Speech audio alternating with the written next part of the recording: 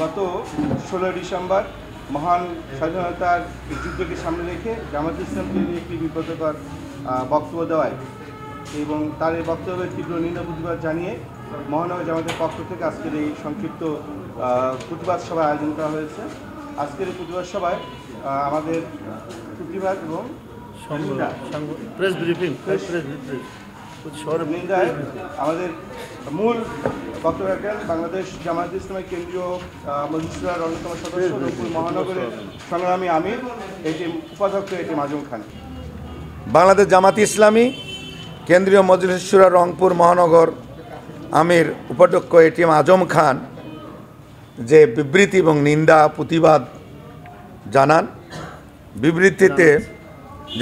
বিবৃতিতে বলা হয়েছে গণহত্যাকারী পলায়নকৃত স্বৈরাচার সরকার মদতপুষ্ট আওয়ামী রাজনৈতিক প্ল্যাটফর্মের এজেন্ডা হিসেবে ওয়াহিদ মিয়া এমন বক্তব্য রেখেছেন জামাতি ইসলামী প্রতিষ্ঠা লগ্ন থেকে দেশ ও জাতির কল্যাণে নিয়মতান্ত্রিক গণতান্ত্রিক ও শান্তিপূর্ণ উপায়ে সকল কর্মসূচি চালিয়ে যাচ্ছে। গত 16 বছর রংপুর অঞ্চলের জামাত শিবিরের নেতা কর্মীরা মামলা হামলা জেল জুলুম উপেক্ষা করে সকল অন্যায় জুলুম শোষণের বিরুদ্ধে জনগণের ভোটাধিকার ও মানবাধিকার আইনের শাসন ন্যায় বিচার ও বৈষম্যহীন রাষ্ট্র প্রতিষ্ঠার সকল আন্দোলনে গণতান্ত্রিক পদ্ধতিতে নিরলসভাবে প্রচেষ্টা চালিয়ে যাচ্ছে। সারা দেশের মতো এই অঞ্চলের উন্নয়নে শিক্ষা স্বাস্থ্য অর্থনীতি ও সামাজিক কাজে অবদান রেখে চলেছে। জামাতের সঙ্গে লাখ লাখ মানুষের সম্পৃক্ততা রয়েছে। তাছাড়াও মহান মুক্তিযুদ্ধের বিনিময়ে অর্জিত স্বাধীনতা ও সার্বভৌমত্ব রক্ষায় জামাত দল হিসেবে সর্বদা অতন্ত্র প্রহরীর ভূমিকা পালন করে আসছে। জামাতের এই ভূমিকায় ঈর্ষান্বিত হয়ে স্বার্থন্বেষী মহল বরাবরের মতোই প্রোপাগান্ডা অব্যাহত রেখেছে। তারই ধারাবাহিকতা গত 16 ডিসেম্বর মহান বিজয় দিবস উপলক্ষে আয়োজিত সমাবেশে শিক্ষার্থীদের উদ্দেশ্যে কলেজ প্রাঙ্গণে নির্মিত স্মৃতিস্তম্ভে পাদদেশে এ সমাবেশে অধ্যক্ষের এমন হঠকারী বক্তব্যের সাথে শিক্ষক ও শিক্ষার্থীরা প্রতিবাদ জানায়। 1971-এর সঙ্গে জুলাই আগস্ট 2024 গণ অভ্যুত্থানের তুলনা করায় এর সমালোচনা করে অধ্যক্ষ আব্দুল ওয়াহিদ মিয়া এ সময় তার বক্তব্যে বলেন, বাংলার পতাকা আজ খামচে ধরেছে সেই পুরনো শকুন, সেই জামাত শিবির আজ আমাদের পতাকা নিয়ে সিনিবেনি খেলা শুরু করেছে। অধ্যক্ষের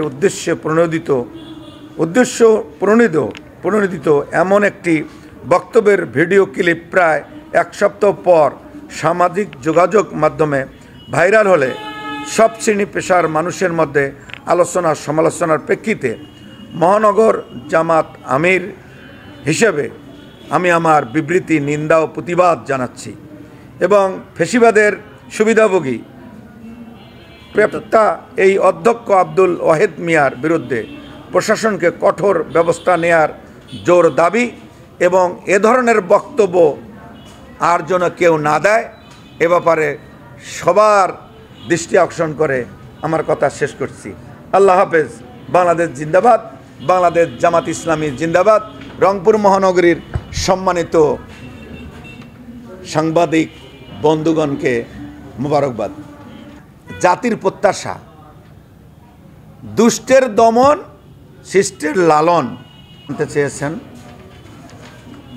আসলে আব্দুল ওয়াহেদ অধ্যক্ষ কারমাইকেল কলেজিয়েট স্কুল অ্যান্ড কলেজের উনি যে বক্তব্য দিয়েছেন, আপনি সত্যিকারে বলেছেন যে ইতিপূর্বেও ইনি এই ধরনের বক্তব্য দিতেন। আসলে এই বক্তব্য সত্যিকার অর্থে যে বক্তব্য দিয়েছে এটা জাতির বিরুদ্ধে, এটা জামাতের বিরুদ্ধে না। উনি 2024-এর জুলাই আগস্টের গণ অভ্যুত্থানকে অস্বীকার করেছে। আর একদিকে বৈষম্য বিরোধী ছাত্র আন্দোলনের স্বীকৃতিকেও তিনি অস্বীকার করেছেন। আসলে প্রকৃতপক্ষে 1971 সালের মহান স্বাধীনতার যুদ্ধ, এটা বাংলাদেশে যারা বসবাস করে, বাংলাদেশের মাটি মানুষ, এটা কখনো অস্বীকার করার সুযোগ কারো নেই। এটার সাথে বাংলাদেশ জামাতে ইসলামী একত্রতা ঘোষণা করে স্বাধীনতার সার্বভৌমত্ব রক্ষার ক্ষেত্রে আমরা বরাবরই বিডিআর হত্যা, গত সরকারের বিভিন্ন ধরনের অপকীর্তি এবং দেশের বিরুদ্ধে যা করেছে তার প্রতিবাদ বাংলাদেশ জামাত ইসলামী লিখিত এবং রাজপথে আমরা প্রতিবাদ করেছি। এমত অবস্থায় প্রশাসনিক ব্যবস্থা বাংলাদেশ জামাত ইসলামী একটি গঠনমূলক একটি রাজনৈতিক দল, আপনাদের মাধ্যমে প্রচার হওয়ার পর অবস্থা প্রেক্ষাপট বুঝে আমরা আমাদের সামনের দিকে কর্মসূচি বা পদক্ষেপ নেব। সেখানে যেটা বলেছেন গোপালগঞ্জ হয়ে গেল কিনা, গোপালগঞ্জের ইতিহাস রংপুরের ইতিহাস সাথে আসলে মিলানো মনে এক হবে না। স্বাধীনতার সেই সূর্যকে যারা দেখানোর স্বপ্ন এবং মাঠে নেমেছিলেন, ক্যান্টনমেন্ট ঘেরাও করেছিলেন, সেটাও ছিল রংপুর। 52 ভাষা আন্দোলনের লেখক ছিল রংপুরের লোক। ভাষা আন্দোলনের রংপুরের অনেক ব্যক্তি বিভিন্ন ধরনের প্রচার এবং বিভিন্ন ধরনের প্রতিযোগিতার অংশগ্রহণ করেছিল। 1971 সালের ভাষা আন্দোলন এবং সর্বোপরি স্বাধীনতার যুদ্ধেও ওই একই ঘটনা, ক্যান্টনমেন্টে হামলা করেছিল এদেশের জনগণ, রংপুরবাসী। এবং রংপুরের ইতিহাস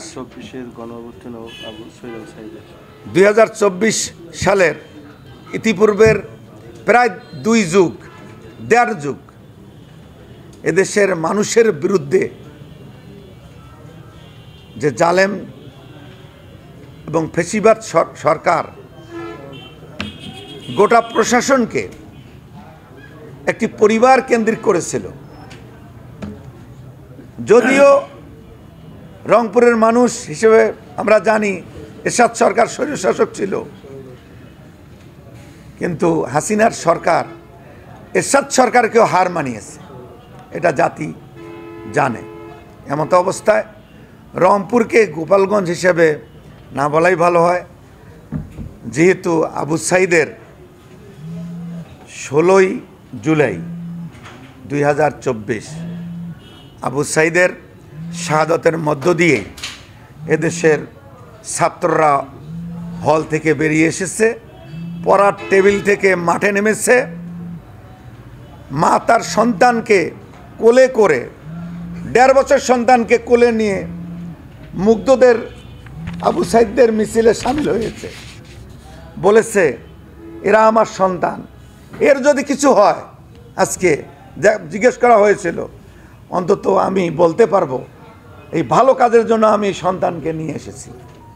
অতএব রংপুরের যে আন্দোলন, রংপুরের যে ইতিহাস ঐতিহ্য, এটা গোপালগঞ্জের সাথে এক নয়, বরঞ্চ ফেসিবাদকে প্রতিষ্ঠিত করার জন্য ফেসিবাদ সরকার পালিয়ে যাওয়ার পরেও গোপালগঞ্জ থেকে বিভিন্ন ষড়যন্ত্র করা হয়েছিল। আমরা এর প্রতিবাদ জানিয়েছিলাম, এখনও প্রতিবাদ জানাই, ভবিষ্যতে এরকম করলে আমরা সহ জাতি এর প্রতিবাদ জানাবে। আর